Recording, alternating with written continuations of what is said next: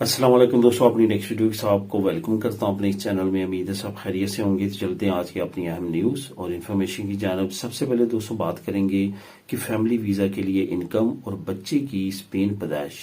इस पे काफ़ी फैमिलीज के और काफ़ी दोस्तों के कमेंट आए हैं। खासकर जो नई फैमिली आ रही हैं वो बच्चे की पैदाइश को लेकर काफ़ी ज़्यादा क्वेश्चनिंग कर रही हैं। इन दो टॉपिक्स को डिटेल के साथ कवर करूंगा। उम्मीद है कि आपको इससे लाजमी तौर पे बेहतर इन्फॉर्मेशन और मुकम्मल इन्फॉर्मेशन मिलेगी। अगर इसके अलावा आपके जहन में कोई और क्वेश्चन इन टॉपिक्स को तो आप नीचे कमेंट कर सकते हैं। तो उसके बाद बात करेंगे कि स्पेन अहम वीज़ा प्रोग्राम बंद करने का ऐलान किया गया स्पेन की हुकूमत की तरफ से, और एक अहम प्रोग्राम में फैमिली वीज़ा को बड़ी राहत दी गई है। इसको कवर करूंगा और आखिर में बात करेंगे कि ड्राइवर लाइसेंस अमदाद शुरू की गई है एक अहम सूबे की तरफ से, जहां पे आप 3 कैटेगरी की ड्राइविंग अमदाद जो है वो ले सकते हैं। ये 3 कैटेगरीज की कौन कौन सी अमदाद हैं इसके पे बात करेंगे वीडियो के आखिर में। तो दोस्तों आज लिंक आप लोगों को मैं जो 3 लिंक हैं, स्पेन अहम वीज़ा प्रोग्राम बंद करने का ऐलान, प्रोग्राम फैमिली वीज़ा को बड़ी राहत तो दी गई है इसका, और ड्राइवर लाइसेंस अमदाद का, ये तीनों लिंक आपको बिलतरतीब नीचे मिल जाएंगे। आप खुद भी इनको क्लिक करके रीड कर सकेंगे। तो दोस्तों सबसे पहले तो बात करते हैं कि फैमिली वीज़ा के लिए इनकम और बच्चे की स्पेन पैदाइश के बारे में। काफ़ी अहम टॉपिक, आपने गौर से सुनना है। प्लीज़ वीडियो को मुकम्मल देखा करें, मुकम्मल इन्फॉर्मेशन लिया करें, उसके बाद कमेंट किया करें। मुझे बहुत तकलीफ होती है जब वही बात मैंने वीडियो में बयान की होती है और आप नीचे मुझसे कमेंट करके पूछ रहे होते हैं, या रिसेंट जो मैंने लास्ट वीडियो बनाई होती है उसमें की होती है। तो फिर आप मैं आपको बार बार ये भी कहता हूँ कि इस चैनल को सब्सक्राइब कर लिया करें ताकि तमाम इन्फॉर्मेशन आप तक पहुँच सके। उसकी वजह यही होती है कि आप तक वो वीडियो नहीं पहुँच पाती और आप मुझे रिसेंटली कमेंट कर रहे होते हैं।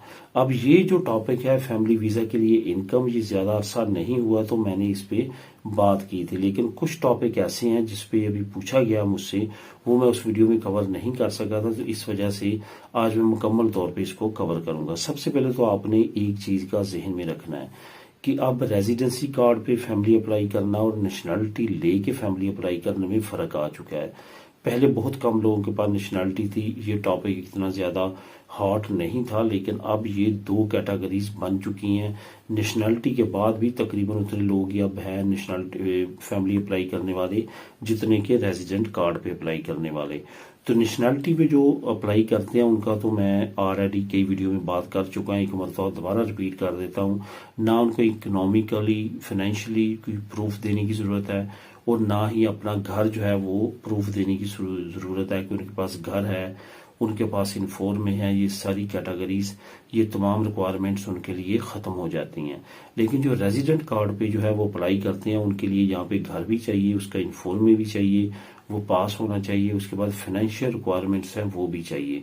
अब यहाँ पे मैं आपको ये कहना चाहूँगा कि जो दोस्त रेजिडेंसी कार्ड पे फैमिली अप्लाई करते हैं और अमूमन तौर पे मुझे कमेंट करते हैं कि कितनी रकम चाहिए, कितनी नॉमिनल्स चाहिए, तो वो लाजमी तौर पे प्लीज़ अपना सिटी नीचे लिखा करें ताकि मैं जान सकूं। हर प्रोविंस का, हर सिटी का रूल और रेगुलेशन अलग-अलग है। अब अगर 22 बास्को की बात करें तो एक वक्त में वहाँ पे 4 भी चल जाती थी और बार्सिलोना में 6 भी नहीं चलती थी, 8 तक चलती थी। अभी भी बार्सिलोना अगर सिटी की बात करें तो 8 तक जो है वो 7, 8, 9 तक नॉमिनल है, और बास जो है वो म्यूनसिपल्स में 10-10 इस तरह खैरिया भी मांगती है। तो इस वजह से ये वेरी करता है सिटी टू सिटी और प्रोविंस टू प्रोविंस। अब यहाँ पे बात आती है कि अगर आपकी सिर्फ एक वाइफ है, आप उसको बुलवाना चाहते हैं तो कितनी नॉमिनल चाहिए। तकरीबन 1200 यूरो तक जो है वो नॉमिनल उसके लिए चल जाती है। 1200 से ऊपर ही रखें, 1200 से नीचे ना रखें। अगर आपका एक बच्चा है तो कोशिश करें कि 1300, 1350 से ज्यादा ही हो, कम ना हो। अगर 2 से ज्यादा है तो फिर 1400, 1500 यूरो लाजमी तौर पे आपकी नॉमिनल होनी चाहिए, और अगर इससे ज्यादा बढ़ जाती है तो फिर आपकी नॉमिनल इससे मजीद ज्यादा होनी चाहिए, जो कि 1600, 1700, 1800 और 2000 तक है। तो इस तरह से ये तमाम कैटेगरीज जो है ये आप पे लागू होंगी आपके बच्चों की तादाद पे, आपकी फाइनेंशियल कंडीशन को देखते हुए, तो आपकी प्रोविंस और सिटी के लिहाज से टाइम पीरियड, टाइम लाइन लगेगा। ये तमाम चीज़ें जो हैं ये इस तरह से आप पे इम्प्लीमेंट होंगी। इसके बाद बात करते हैं कि बच्चे की अगर स्पेन में पैदाइश होती है, यहाँ पे भी काफ़ी ज़्यादा अहम कमेंट आए हैं और इसके बारे में पूछा गया है। अगर आपके मियाँ बीवी के दोनों के पास रेजिडेंट कार्ड है और आपके पास آپ کا بیبی پیدا ہوتا ہے اسپین کے اندر، تو پھر یاد رکھیں کہ اگر دونوں کے پاس ریزیڈنٹ کارڈ ہے تو پھر وہی سٹیٹس ملے گا بچے کو۔ اگر دونوں میں سے کسی ایک کے پاس پاسپورٹ ہے اسپین کا تو وہ پاسپورٹ اس کو ڈائریکٹ دلوا سکتے ہیں، لیکن میں یہی مشورہ دوں گا کہ پہلے اپنی ہوم کنٹری کا دلوائیں اور اس کے بعد جو ہے اس کو کنورٹ کریں اپنے اسپین کے کاغذات میں۔ اگر نیشنلٹی نہیں ہے، اگر نیشنلٹی ہے تو پھر آپ پہ جو سارا ڈپینڈ کرتا ہے کہ آپ کیا چاہتے ہیں۔ اگر آپ ڈائریکٹ اس کو نیشنلٹی یہاں کی دلوانا چاہتے ہیں، وہاں کے نہیں بنوانا چاہتے، تو پھر وہ آپ کی مرضی ہوگی، لیکن اگر آپ بنوا بھی لیں گے تو کوئی اس میں پرابلم نہیں ہوگی۔ تو یہاں پہ آپ کو یہ بتاتا چلوں کہ جو آپ نے سب سے زیادہ مین کام کرنا ہے وہ یہ کرنا ہے کہ جب آپ کے بچے کی پیدائش ہوتی ہے تو اس وقت آپ نے اس کی ڈاکومنٹیشن اپنے ان ڈاکومنٹس پہ کرنی ہے جو کہ آپ کی یہاں پہ نیشنلٹی کے ہیں۔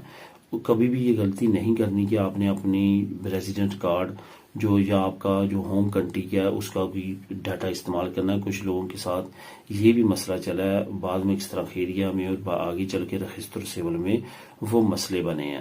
تو یہاں پہ جیسے آپ کا بچہ یہ پیدا ہوتا ہے تو اس کے اگر تو آپ کے پاس ریزیڈنٹ کارڈ تھے، اس پہ پیدا ہوا بچے کو ریزیڈنٹ کارڈ ملا، تو ریزیڈنٹ کارڈ ملنے کے ٹھیک 1 سال کے بعد آپ اس کی نیشنلٹی اپلائی کر سکتے ہیں اسپین کی، کیونکہ وہ یہاں پہ پیدا ہوا ہے تو وہ آپ کو یہاں پہ اس کو دلوا سکتے ہیں 1 سال کے بعد، جب وہ اس کا لیگل پروسیس 1 سال کمپلیٹ ہوتا ہے۔ یعنی کہ ریزیڈنٹ کا ٹائم پیدا ہونے سے 1 سال بعد نہیں، بلکہ پہلی ریزیڈنسی کارڈ جب اس کو ملتا ہے جس ڈیٹ سے، اس ڈیٹ کے آخر تک جب وہ ایکسپائر ہوتا ہے تو 1 سال بعد آپ اس کو دلوا سکتے ہیں اسپین کی نیشنلٹی۔ اس سے ریلیٹڈ اگر اور آپ کے ذہن میں کوئی کویشچن ہو تو آپ نیچے کمنٹ کر کے پوچھ سکتے ہیں۔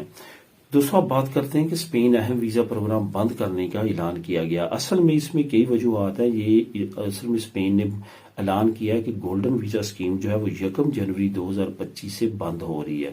گولڈن ویزا اسکیم کبھی 2 لاکھ یورو پہ آپ یہاں پہ کوئی پراپرٹی خریدتے تھے اسپین میں تو آپ کو گولڈن ویزا مل جاتا تھا، بمئی فیملی آپ کو ڈائریکٹ پی آر ملتی تھی، پرماننٹ ریزیڈنسی۔ بعد میں انہوں نے اس کی کیٹیگری بڑھا کے 5 لاکھ یورو کر دی کہ 5 لاکھ کی آپ نے پراپرٹی خریدنی ہے، پھر آپ جو ہے وہ لیگل ہو سکتے ہیں۔ یہ پراپرٹی کا میں اس وجہ سے کہہ رہا ہوں کہ زیادہ لوگ اسی طرح رجحان کرتے تھے کہ وہ پراپرٹی خرید لیتے تھے اور ساتھ گولڈن ویزا اسکیم لے لیتے تھے۔